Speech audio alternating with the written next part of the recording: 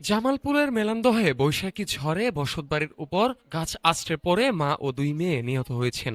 সোমবার ২৭ এপ্রিল সকালে বিষয়টি নিশ্চিত করেছেন মেলান্দহ উপজেলা নির্বাহী কর্মকর্তা ইউএনও জিন্নাতুল আরা।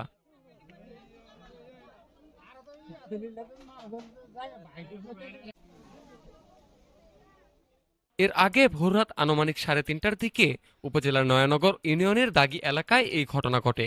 নিহতরা হলেন দাগী এলাকার মৃত গনি মণ্ডলের স্ত্রী খুকি বেগম এবং তার দুই মেয়ে ফরিদ আক্তার ও ফতে আক্তার। ঝড় বৃষ্টি হয়েছে, হওয়ার পরে তুফান হয়ে গাছ পড়ছে, একটা মেয়ে গাছ পড়ছে, 3টা গাছ পড়ছে ঘরের উপরে। পড়ার পরে তারা 3 মাস এই ঘরে শুয়ে আছিল, এই গাছের চাপা খায়, ঘরের চাপা খায়, তারা চোখের উপরে ময়রা আছে। পরে সকালবেলা সবাই দেখার পরে পরে যে ফায়ার সার্ভিস আয় পরে উদ্ধার করে। পরে স্থানীয় বাসিন্দা ও ফায়ার সার্ভিস সূত্রে জানা যায়, রোববার দিবাগত রাতে একই বিছানায় ঘুমিয়েছিলেন মা ও দুই মেয়ে। এ সময় বৈশাখী ঝড়ে পাশে থাকা একটি বড় মেহগুনি গাছ বসত ঘরের উপর আছড়ে পড়ে। এতে বিছানায় শুয়ে থাকা মা ও দুই মেয়ে গাছের নিচে চাপা পড়েই ঘটনাস্থলে মারা যান। রাতে তাদের মৃত্যু হলেও সকালে স্থানীয়দের সহায়তায় মরদেহ উদ্ধার করা হয়। আমাদের এই জায়গায় যে মেলান্দ থানা দাগি গ্রামে আমাদের একসাথে 3 জন মানুষ মারা গেছে।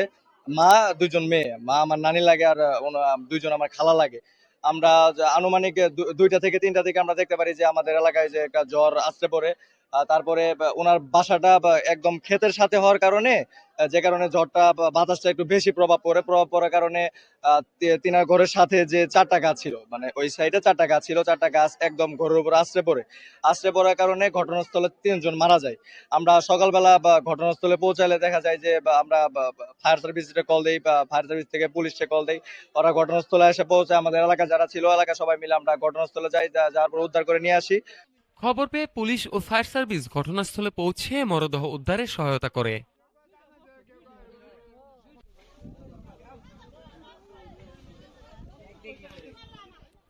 জামালপুর থেকে মোহাম্মদ রুহুল আমিনের তথ্যচিত্রে ঢাকা টুডে।